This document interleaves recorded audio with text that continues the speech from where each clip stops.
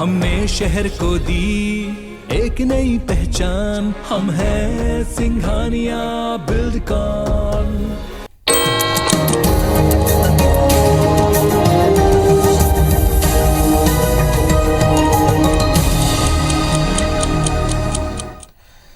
नमस्कार, good morning, सुप्रभात। आप देख रहे हैं साथ की बड़ी बात। मैं हूं आपके साथ श्रवण तंबोले। बुलेटिन की शुरुआत करते हैं बड़ी खबरों के साथ। सीएम शिवराज सिंह चौहान आज दिल्ली के दौरे पर रहेंगे। केंद्रीय उद्योग मंत्री पीयूष गोयल से मुलाकात करेंगे।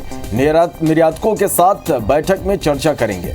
एमपी के गुणवत्तापूर्ण गेहूं के निर्यात में वृद्धि के संबंध में चर्चा होगी। केंद्रीय उद्योग मंत्री पीयूष गोयल के साथ नई दिल्ली में निर्यातकों के साथ बैठक करेंगे। इस वर्ष एमपी में गेहूं की बम्पर पैदावार हुई है। एमपी के गेहूं की भारत समेत अन्य देशों में डिमांड है। एक्सपोर्ट्स के साथ आज दिल्ली में एक्सपर्ट्स बड़ी बैठक होगी। निर्यातकों के साथ बैठक में चर्चा सीएम शिवराज सिंह चौहान करेंगे और इस बैठक में अधिकारी भी मौजूद रहेंगे। केंद्रीय वाणिज्य एवं उद्योग मंत्री पीयूष गोयल भी बैठक में शामिल होंगे। तो आज सीएम शिवराज सिंह चौहान दिल्ली के दौरे पर रहेंगे और यहाँ केंद्रीय उद्योग मंत्री पीयूष गोयल से मुलाकात करेंगे। निर्यातकों के साथ बैठक में चर्चा करेंगे। एमपी के गुणवत्तापूर्ण गेहूं के निर्यात में वृद्धि के संबंध में चर्चा होगी। केंद्रीय उद्योग मंत्री पीयूष गोयल के साथ नई दिल्ली में निर्यातकों के साथ एक महत्वपूर्ण बैठक होगी।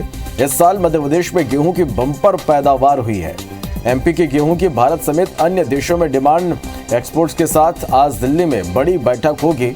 निर्यातकों के साथ बैठक में चर्चा करेंगे सीएम शिवराज सिंह चौहान और इस बैठक में अधिकारी भी मौजूद रहेंगे।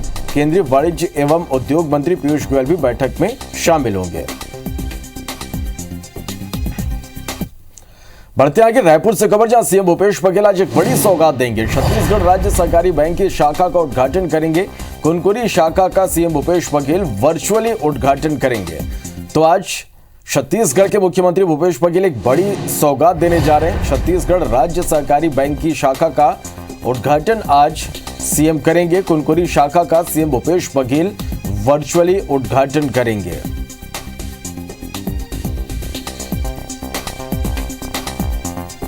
तो सीएम भूपेश बघेल एक बड़ी सौगात आज देने जा रहे हैं।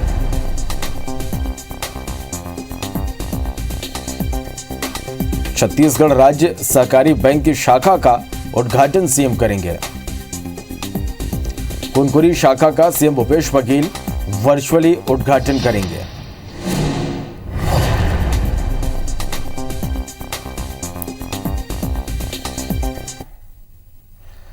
बढ़ते आगे, खैरागढ़ उपचुनाव के लिए नामांकन की आज अंतिम तिथि है। बीजेपी प्रत्याशी कोमल जंगेल आज नामांकन दाखिल करेंगे। बीजेपी के सभी बड़े नेता नामांकन में शामिल होंगे। तो वहीं जेसीसीजे प्रत्याशी नरेंद्र सोनी भी नामांकन दाखिल करेंगे। कल कांग्रेस प्रत्याशी यशोदा वर्मा ने नामांकन दाखिल किया। सीएम भूपेश बघेल की मौजूदगी में कल यशोदा वर्मा ने नामांकन दाखिल किया है। तो बड़ी खबर, खैरागढ़ उपचुनाव के लिए नामांकन की आज अंतिम तिथि है और आज अंतिम दिन बीजेपी प्रत्याशी कोमल जंगेल नामांकन दाखिल करेंगे। बीजेपी के सभी बड़े नेता नामांकन में शामिल होंगे। तो वहीं जेसीसीजे प्रत्याशी नरेंद्र सोनी भी नामांकन दाखिल करेंगे। कल कांग्रेस प्रत्याशी यशोदा वर्मा ने नामांकन दाखिल किया था। सीएम भूपेश बघेल की मौजूदगी में कल यशोदा वर्मा ने नामांकन दाखिल किया था। तो खैरागढ़ में अब चुनाव की सरगर्मी पूरी तरह से तेज हो गई है। नामांकन के आखिरी दिन बीजेपी और जेसीसीजे के प्रत्याशी आज अपना नामांकन दाखिल करेंगे।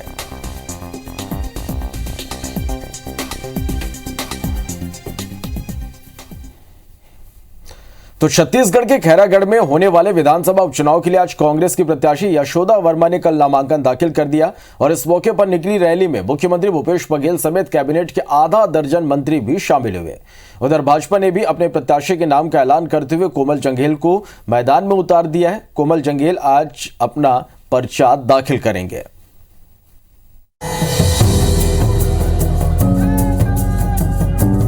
ये तस्वीरें खैरागढ़ से आई हैं, जहां नामांकन दाखिल करने से पहले कांग्रेस प्रत्याशी यशोदा वर्मा ने मुख्यमंत्री भूपेश बघेल और कैबिनेट मंत्रियों के साथ रैली निकालकर शक्ति प्रदर्शन किया। फिर राजनांदगांव कलेक्ट्रेट पहुंचकर नामांकन दाखिल किया। नामांकन से पहले राजनांदगांव के फतेह सिंह हॉल में एक सभा को संबोधित करते हुए मुख्यमंत्री भूपेश बघेल ने कहा कि ये चुनाव सेमीफाइनल है और फाइनल अगले साल होगा। उन्होंने अपने 3.5 साल के काम और छत्तीसगढ़ मॉडल के दम पर चुनाव जीतने का दावा किया। इस मौके पर प्रदेश कांग्रेस कमेटी के अध्यक्ष मोहन मरकाम के साथ ही कैबिनेट मंत्री रविंद्र चौबे, ताम्रध्वज साहू, अमरजीत भगत, मोहम्मद अकबर ने भी सभा को संबोधित किया। योजना को हम जन जन तक पहुँचाबो और यही प्रयास करबो कि हमारा गरीब मजदूर किसान ला जो सरकार की योजना है ओकर भरपूर लाभ मिले। यशोदा वर्मा को कैंडिडेट बनाया है और यशोदा वर्मा के नाम आते ही पूरे खैरागढ़ विधानसभा में खुशी की लहर चल पड़ी है। हमारे शासन की योजनाओं को लेकर हम सब जाएंगे, काम के आधार पर वोट मांगेंगे। हमने सभी उपचुनाव जीते और चौथा उपचुनाव जीतकर चौका लगाते हैं। निवेदन मैं आप सभी से कहना चाहता हूँ। चुनाव होगा, लेकिन यहाँ आदरणीय मुख्यमंत्री जी की नीतियाँ और उनके जो कार्यक्रम हैं, किसानों के लिए उन्होंने जो काम किया है, उसको लेके जाएंगे और कांग्रेस जीतेगी। मुख्यमंत्री भूपेश बघेल के नेतृत्व में जनता योजना क्रियान्वित करेंगे, वो सब आपके सामने है। आज दोहराई की जरूरत नहीं है, वो सब योजना लेके जाना है और ये चौथा चुनाव जीतना है। महात्मा के बीच के समान बहनी हर जहाँ बेंच में बैठ करके कार्यकर्ता मन के बीच में बैठे हैं और प्रत्याशी है। सब चलना मिल करके ये चलकर जीतना है। इधर भाजपा ने भी खैरागढ़ उपचुनाव के लिए कोमल जंघेल को अपना प्रत्याशी घोषित किया है। 2 बार विधायक रह चुके कोमल जंघेल 2018 में 870 वोटों से विधानसभा चुनाव हार गए थे। वहीं जनता कांग्रेस छत्तीसगढ़ ने विधायक रहे स्वर्गीय देवव्रत सिंह के बहनोई नरेंद्र सोनी को अपना प्रत्याशी बनाया है। भाजपा और जेसीसीजे के प्रत्याशी गुरुवार को नामांकन दाखिल करेंगे। पूरे बूथ लेवल, शक्ति केंद्र और मंडल तक हमारी बहुत अच्छा रचना है और उसी रचना के आधार पर हम चुनाव लड़ेंगे और उसी रचना में हम चुनाव जीतेंगे। खैरागढ़ के जनता मन बना चुकी है कि बीजेपी को इस बार वोट करेंगे। लोगों की अपेक्षाएं थी, उसके अनुरूप प्रत्याशी मिला है, तो मुझे पूरा उम्मीद है और इस चुनाव को हम लोग लगभग जीतेंगे। खैरागढ़ विधानसभा के ही खैरागढ़ नगर पालिका में 20 सीट हम 10 सीट हम जीते, 10 सीट कांग्रेस जीती, हम बराबरी पे रहे। इस बार आगे बढ़ेंगे हम, इस बार इस चुनाव को हम जीतेंगे। खैरागढ़ उपचुनाव के लिए 12 अप्रैल को वोटिंग और 16 अप्रैल को काउंटिंग होगी।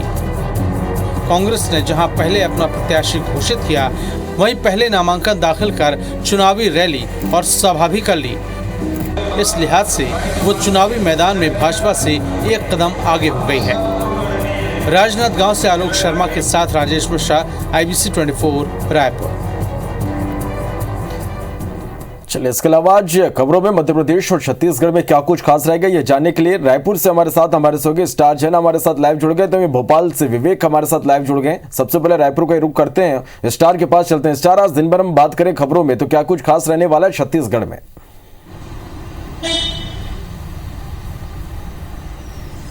देखिए, दिन भर खबरों की बात कर, राजनीतिक खबरों की सबसे पहले बात कर लेते हैं। तो इस समय खैरागढ़ उपचुनाव जो है उसकी खबरें सरगर्मी तेज है। कल हमने देखा था कांग्रेस ने एक नामांकन के माध्यम से शक्ति प्रदर्शन किया था और आज बीजेपी और जेसीसीजे ये दोनों पार्टियां अपने अपने प्रत्याशियों के नामांकन दाखिल करने के लिए रैली के रूप में जाएंगी। बीजेपी ने कोमल जंघेल के ऊपर दांव खेला है, तो वहीं जो जेसीसीजे है, जो जिसके वर्तमान सांसद विधायक भी थे, जो दिवंगत विधायक देवव्रत सिंह जी, उनकी जगह जेसीसीजी ने इनको मौका दिया नरेंद्र सोनी को। ये दोनों शक्ति प्रदर्शन करते हुए ये पार्टी आज अपना अपना नामांकन दाखिल करने जाएंगी। तो खैरागढ़ चुनाव को लेकर ही लगातार खबरें आएंगी। इसके अलावा बात करें तो मुख्यमंत्री भूपेश बघेल छत्तीसगढ़ राज्य सहकारी बैंक की कुनकुरी शाखा का आज वर्चुअल रूप से शुभारंभ करेंगे। लगातार जो ग्रामीण बैंक है या सहकारी बैंक है, ये अपने ब्रांच के एक्सटेंशन करते आ रहे हैं ताकि ज्यादा से ज्यादा छत्तीसगढ़ के ग्रामीण अंचल तक लोगों तक अपनी सेवाएं पहुंचा सके। इसके अलावा जो एक और आपको बता दूं कि IBC 24 की तरफ से आज एक बिलासपुर में न्यायदानी में नारी शक्ति सम्मान का आयोजन किया गया है। वहां उस क्षेत्र की उन महिलाओं को सम्मानित किया जाएगा जिन्होंने उत्कृष्ट कार्य किया है। तो ये कुछ तमाम खबरें रहेंगी जिससे लगातार अपडेट्स जो है वो हम अपने दर्शकों तक पहुंचाते रहेंगे। निश्चित रूप से स्टार, तमाम अपडेट्स लगातार हम दर्शकों तक पहुंचाते रहेंगे। अब हमारे साथ बने रहेगा। भोपाल का रुख करते हैं, विवेक के पास चलते हैं। विवेक, मध्य प्रदेश में क्या कुछ खास आज खबरों में?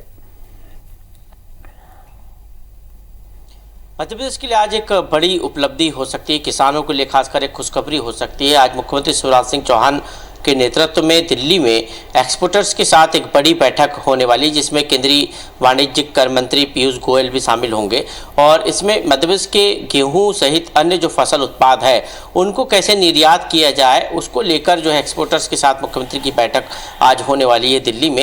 ये काफ़ी महत्वपूर्ण है क्योंकि इस वक्त मध्य प्रदेश के गेहूँ की जो डिमांड है वो भारत के अलावा अन्य देशों में भी है और खासकर यूक्रेन रूस युद्ध के कारण गेहूँ का जो मूल्य है वो काफ़ी बढ़ा हुआ है और ऐसी स्थिति में मध्य प्रदेश में अभी समर्थन मूल्य जो है उससे अधिक प्राइस पर मंडियों में जो गेहूं है वो बिक रहा है। ये सरकार और किसानों के लिए काफ़ी उत्साह वाली बात है और इसलिए सरकार अपने प्रदेश की जो फसल उत्पाद है उसको लेकर आज एक्सपोर्टर्स के साथ दिल्ली में चर्चा करने जा रही है और इसमें कई महत्वपूर्ण निर्णय हो सकते हैं जिसमें केंद्र सरकार की तरफ से भी सहयोग मिलेगा। तो इस पर आज IBC 24 की इस खबर पर नजर बनी रहेगी। इसके अलावा यदि हम बात करें तो बच्चों का वैक्सीनेशन कल शुरू हुआ था, उसका आज दूसरा दिन है। आज देखना होगा कि कितना उत्साह लोगों में दिखाई देता है क्योंकि कल काफ़ी बड़ी संख्या में बच्चों का वैक्सीनेशन हुआ है। इसकी शुरुआत मुख्यमंत्री शिवराज सिंह चौहान ने की थी। आज इस वैक्सीनेशन कार्यक्रम का दूसरा दिन है। इसके अलावा जो राज्य सवर्ण आयोग है उसके कार्यशाला 2 दिवसीय कार्यशाला का आज अंतिम दिन है। आज देर शाम इस कार्यशाला का समापन प्रशासन अकादमी में होगा। दिन भर जो है सवर्ण आयोग जो है मंथन करेगा, रिपोर्ट बनाएगा और उसके बाद राज्य सरकार को दी जाएगी रिपोर्ट जिस पर राज्य सरकार अमल करेगी। तो मध्य प्रदेश में इन सभी बड़ी खबरों पर IBC 24 की आज नजर बनी हुई है। चलिए, हमारी नजर बनी रहेगी और हर एक अपडेट लगातार हम दर्शकों तक पहुंचाते रहेंगे। आप दोनों का बहुत शुक्रिया इस तमाम जानकारी के लिए। चलिए, इस बीच आपको बता दें कि आज IBC 24 महिलाओं का सम्मान करने जा रहा है। बिलासपुर में आयोजन होगा। शाम 4 बजे से आप नारी रत्न सम्मान लाइव देख सकते हैं IBC 24। चलिए बढ़ते आगे। मुख्यमंत्री शिवराज सिंह चौहान ने कल रात करीब 1 घंटे तक मंत्रियों के साथ मंत्रालय में बैठक की। दरअसल यह बैठक में शिवराज सरकार के चौथे बार के 2 साल पूरे होने के अवसर पर आयोजित की गई। मुख्यमंत्री ने कहा कि पुराना काल के लंबे समय के बाद इस बार रंग पंचमी पर ऐसा रंग उड़ा कि कई रिकॉर्ड टूट गए। 2 साल पहले शपथ लेने के बाद लगभग इसी समय इसी सभा कक्ष में कोविड की बैठक ली थी, फिर इसी सभागार में बैठक ले रहा हूं। सामूहिक प्रयासों से हमने अद्भुत ढंग से कोविड का सामना किया। सीएम ने कोरोना से लड़ने के लिए विभागों द्वारा किए गए कामों की जमकर प्रशंसा की। साथ ही कहा कि इंफ्रा, खेती, हेल्थ, निवेश सब क्षेत्रों में हमने बेहतर काम किया। मैं आप सभी को बधाई देता हूं। साथ ही उन्होंने प्रदेश के विकास का रोड मैप, योजनाओं और क्रियान्वयन में सुधार को लेकर सुझाव भी मंत्रियों से मांगे। सीएम ने बैठक में कहा कि एक बार फिर विभागवार समीक्षा की जाएगी और आगामी 8 अप्रैल को प्रदेश के सभी कलेक्टर कमिश्नर कॉन्फ्रेंस की जाएगी।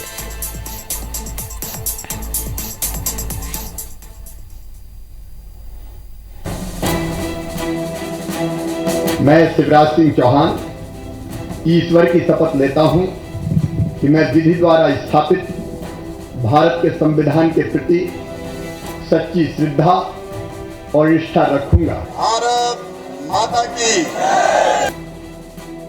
संगठन की, सरकार की कि मिलकर हम बहुत बेहतर काम कर पा रहे हैं। तो मैं प्रदेश अध्यक्ष जी, संगठन की टीम का भी आभारी हूं और प्रदेश की जनता के साथ मिलके प्रधानमंत्री जी ने जो संकल्प लिया है आत्मनिर्भर भारत, उसके लिए आत्मनिर्भर मध्य प्रदेश बनाने के काम में जुटे हैं। मुख्यमंत्री के तौर पर शिवराज सिंह चौहान की चौथी पारी के 2 साल पूरे हो गए। बीजेपी इस खास मौके पर पूरे प्रदेश में जश्न मना रही है। भोपाल में बीजेपी समर्थकों ने सीएम को अनोखे अंदाज में बधाई दी।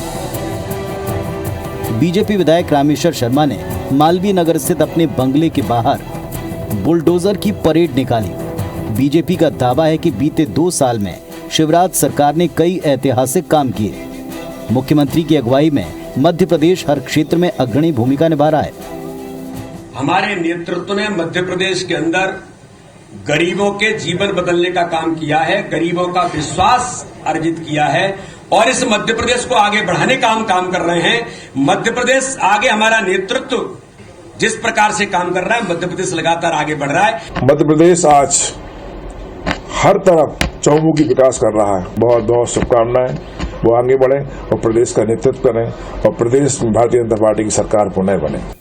2 साल पूरा होने के एक दिन पहले ही सीएम शिवराज ने चेतावनी देते हुए कहा कि अब प्रदेश में अपराधियों को माफी नहीं मिलेगी। मामा का बुलडोजर सबको दफन कर देगा। जाहिर शिवराज सिंह ने महिला सशक्तिकरण और उनकी सामाजिक आर्थिक आत्मनिर्भरता के लिए एक के बाद एक कदम उठाए। उनकी तकरीबन हर योजना में महिलाओं की चर्चा होती है। वहीं आने वाले समय में भी सीएम महिलाओं और किसानों को लेकर कई योजनाएं शुरू करने वाले हैं। शिवराज सरकार लाडली लक्ष्मी योजना के बाद अब लाडली लक्ष्मी 2 लाने की तैयारी में है, लेकिन अब बुलडोजर मामा की नई छवि उन्हें इससे कहीं आगे ले जाएगी। इस पर भी काम जारी है। मामा को बुलडोजर मामा का खिताब मिल चुका है। हालांकि शिवराज सरकार की 2 साल की उपलब्धियों पर विपक्ष अब भी सवाल उठा रहा है। कांग्रेस नेताओं का सीधा आरोप है कि 2 साल में प्रदेश में हर वर्ग परेशान हुआ। बुलडोजर का इस्तेमाल प्रदेश में आतंक फैलाने के लिए किया जा रहा है।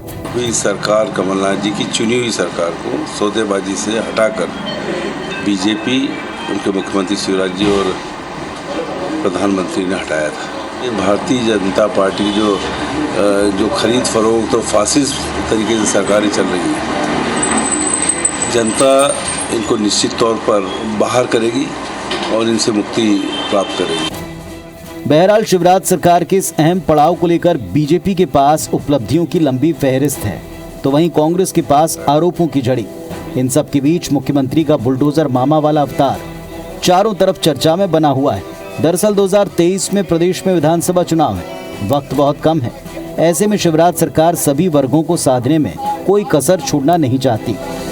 बीजेपी शासित राज्यों में सबसे लंबे समय तक सीएम रहने का रिकॉर्ड बना चुके शिवराज सिंह चौहान अपनी चौथी पारी को रिकॉर्ड पारी बनाने निरंतर अग्रसर हैं। सुधीर दंडोतिया, IBC 24, भोपाल। बढ़ते आगे, राजधानी भोपाल से बीते दिनों पकड़े गए जमातुल मुजाहिदीन के बांग्लादेशी आतंकी मामले में एक और आरोपी एटीएस के हाथ लग गया है। एटीएस ने अब्दुल करीम नाम के आरोपी को विदिशा जिले के नटेरन से गिरफ्तार किया है। भोपाल में पकड़े गए आतंकियों से पूछताछ में अब्दुल करीम के बारे में एटीएस को जानकारी मिली थी और इसके बाद एटीएस ने अब्दुल को गिरफ्तार किया। एटीएस की माने तो अब्दुल आतंकियों को लोगों से मिलवाने में मदद करता था, साथ ही स्लीपर सेल बनाने में मदद करता था। बताया जा रहा है कि अब्दुल इन चारों आतंकियों से लंबे समय से संपर्क में था और भोपाल तक आतंकियों को लाने में मदद भी की थी। पूछताछ में यह भी सामने आया कि अब्दुल की मदद से ही आतंकी मध्य प्रदेश में स्लीपर सेल का नेटवर्क बिछा रहे थे। इसके अलावा अब्दुल से प्रतिबंधित और आपत्तिजनक साहित्य भी मिला है, जो अब्दुल ने भोपाल समेत अन्य शहरों में भी संदिग्धों को उपलब्ध कराया था। फिलहाल एटीएस अब्दुल से पूछताछ में जुटी हुई है।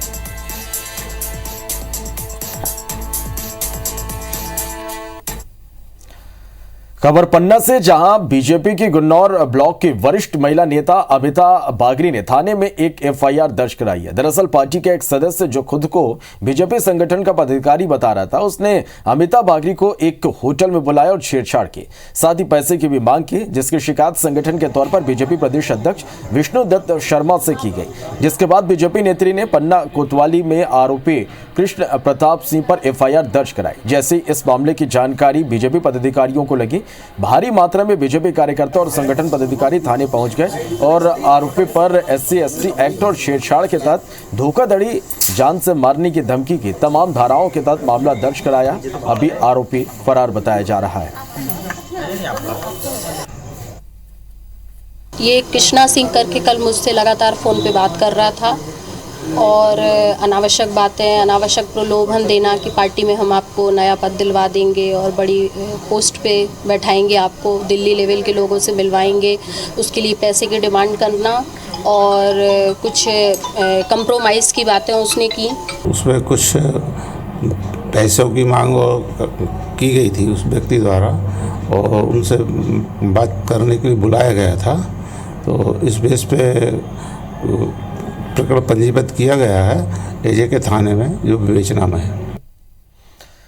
पढ़ने और सीखने की कोई उम्र नहीं होती, इसका उदाहरण पेश किया है छिंदवाड़ा के रिटायर्ड टीचर सरोज अरोड़ा ने। 80 साल की उम्र में उन्होंने बहू और नाती के साथ फूड एंड न्यूट्रिशन में डिप्लोमा के लिए परीक्षा दी। एक सेंटर, एक हॉल और एक साथ 3 पीढ़ियों की परीक्षा देने का यह पहला मामला है। 80 साल के साथ सरोज अरोड़ा, बहू डॉक्टर सुनीता अरोड़ा और नाती ओम बत्रा ने इंदिरा गांधी मुक्त विश्वविद्यालय के स्टडी सेंटर में फूड एंड न्यूट्रिशन में डिप्लोमा के लिए परीक्षा दी। लोगों को सिखाने और खुद भी सीखने की ललक ने 80 साल के रिटायर्ड टीचर को पढ़ाई के लिए प्रेरित किया। कुछ करते रहें और मेरे बेटे और बहू ने मुझे कहा कि ये कोर्स है आप देख लो। फिर इसके बाद जब फॉर्म भर दिया और वहाँ से जो बुक्स आई, किताबें आई, वो बहुत अच्छी सरल भाषा में बहुत अच्छा उसमें मैटर था, पढ़ा, अच्छा लगा, तो मैंने परीक्षा दे दी। चलिए, तो 80 साल की उम्र में परीक्षा दी और ये 3 पीढ़ियां एक साथ बैठकर परीक्षा देने का अपने आप में ये पहला मामला था। एक सेंटर, एक हॉल, 3 पीढ़ी और एक साथ इन्होंने परीक्षा दी। सास, बहू और नाती ने एक साथ ये परीक्षा दी है।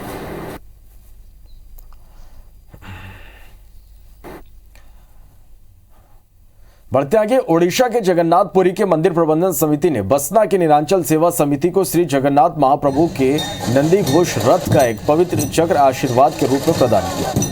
जगन्नाथ प्रभु की विधिवत पूजा के बाद पवित्र चक्र को स्थापित किया गया। इस कार्यक्रम में पूरी जगन्नाथ मंदिर से जगत गुरु स्वामी निश्चलाचंद सरस्वती जी और उनके अनुयायी बसना पहुंचे। इस समारोह में प्रमुख रूप से नागपुर से शिव गर्जना, ढोल, ताशा, ध्वज, पथक और की पूरी टीम और कीर्तन मंडली का रोड शो बसना शहर में किया। इस दौरान 10,000 से अधिक लोग कार्यक्रम में शामिल हुए।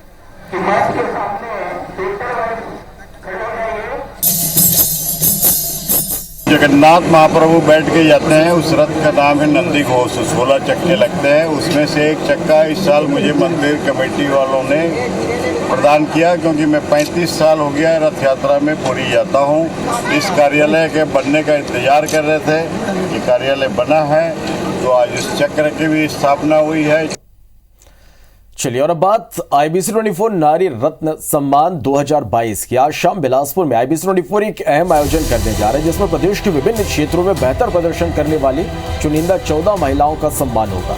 विशेष बात यह कि महामहिम राज्यपाल अनुसुईया उइके खुद अपने हाथों से IBC 24 नारी रत्न सम्मान 2022 देंगे।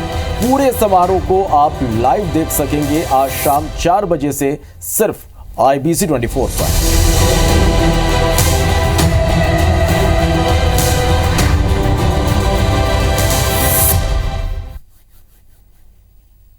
चलिए, इसी के साथ फिलहाल इस बुलेटिन में इतना ही। आगे देखते हैं हमर बानी हमर गोठ। नमस्कार।